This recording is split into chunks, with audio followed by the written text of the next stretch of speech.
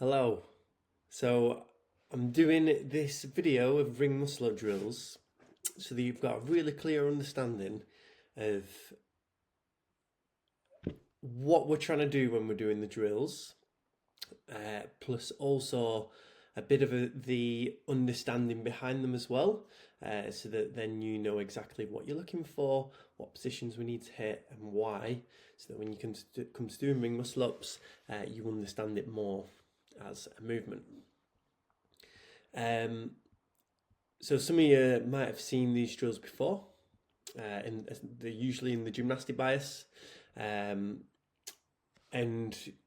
these should be treated like the barbell warm-ups that we put in the program as well. So we always give pretty much the same barbell warm-ups, and for the ring muscle up, this should be the similar case where it should be pretty much the same every time because we want to drill in the same thing.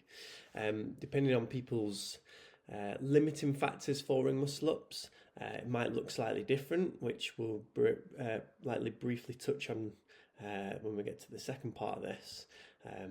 But yeah, these are some very good drills to help dial in the correct movement patterns and technique for ring muscle ups too. Let's have a look at the drills now. So for the setup, okay, you'll notice there's a sandbag. All right, and for the sandbag, that sits maybe around 6 to 10 inches in front of the bar that the rings are hanging in front of. The rings want to sit roughly around pec height, so just the top of the rings are kind of mid pec, bottom of the rings no lower than your belly button. So that is the setup that we are looking for. So your feet start on the bag, and you can see here I've dropped my hips. Okay, the rings width-wise are set up so that they're just around shoulder width, like they would be, if the rings were up high. So the particular thing I want you to notice for this is that on the ring pullback, the hip extension is first, and kind of immediately after, there's a pull back on the rings. So this is a bit of an activation exercise for the hips and the shoulders. So every time I drop my hips, extend my hips, and then pull back on the rings. Okay. Looking to keep the biceps nice and or as close to the rings as possible. Ideally, my arms would be a little bit straighter if I'm honest, to make this a little bit harder, but that's something I can work on to improve them. All right. So the next exercise is ring to ears. So this should feel nice and easy after the ring pullbacks that we do.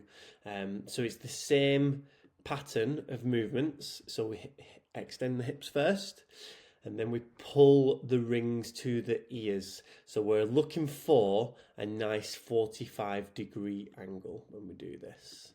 So if you were to look at my body side on, we're looking for that 45-degree angle, look at that face, rather than parallel to the floor, which tends to be what happens when you do hips to rings. When people do hips to rings, they end up more in this parallel position when they're on the high rings, but what we really want is closer to this 45-degree angle.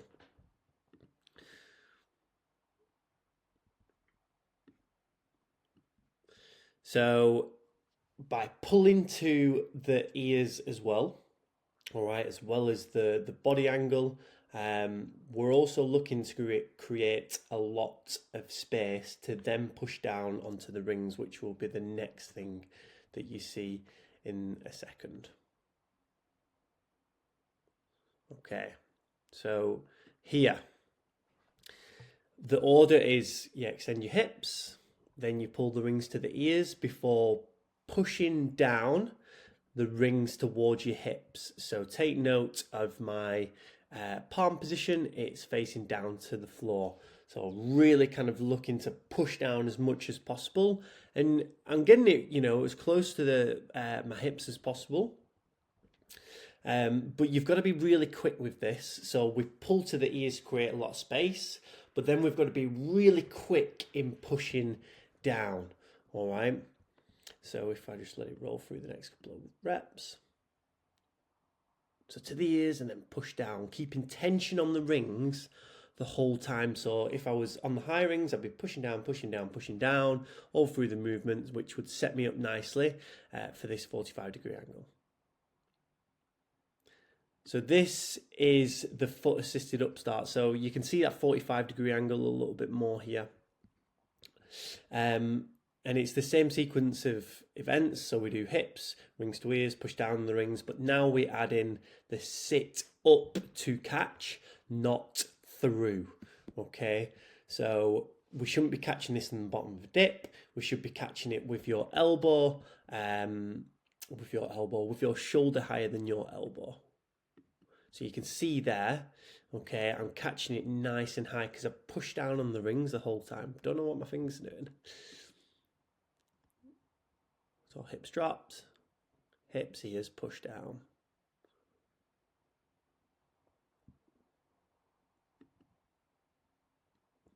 So you can see shoulder is higher than the elbow, which is perfect. Exactly what we're looking for here. So yeah, these are kind of the low ring drills that we found, work really, really well. And that's just going to help, like I said before, dial in the correct movement patterns before we add in, a kip or anything like that. We're adding in the part that people struggle with the most, in my opinion, is what to do. Like, should my hips be really high? What should I be doing on the rings? Is it pull? Is it push? What do I do? So this really delivers some clarity of the order of what should happen when you come to do your kip on the rings, and then what the rest of your body should be doing as well. So the next one is actually being able to kip properly. So when we kip, we're looking for you to be staying nice and long. So with being a nice long lever and having a nice kind of curve all the way through the movement, the longer the lever that you are, the better or the more power that you're going to create in your kip. All right. Ideally, you can do, sets of 10 to 20 kipping toes to rings as well. So just kind of demoing these. Again, we want you to be at your shoulders and your body to be able to handle that bit more power in a kip before we actually come to do ring muscle ups. So ideally, close to 3 sets of 20 kipping toes to ring would be good to be able to do, or 10 to 20 as a loose guide. All right. So then we know now you've got the order of sequence correct from what we've done on the low rings, and then we know you can then handle a good amount of kipping volume with your shoulders. That's then going to mean that you can harness a kip well, and ideally, like I said before, we're looking for a nice long body position.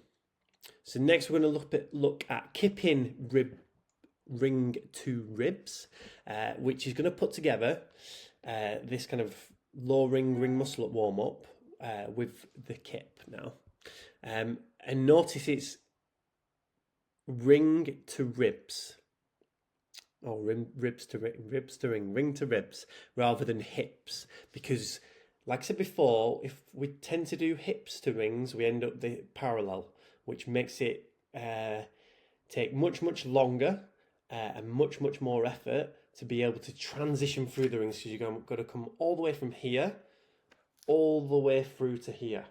Whereas if we are more at a 45-degree angle, we've got to go from here more to here. Okay, so we've gone from maybe 120-degree angle that we've got to cover down to maybe closer to a 90-degree angle that we've got to cover from here to here. All right, so 45-degree angle is what we're looking for. All right, so the extension of the hips is going to come And then there's that bit of a pull to the ears, and then I'm pushing down on the rings as much as possible. And I am aiming for my ribs to rings, but because I can get a little bit more down on the rings, it gets closer to my hips, which is completely fine.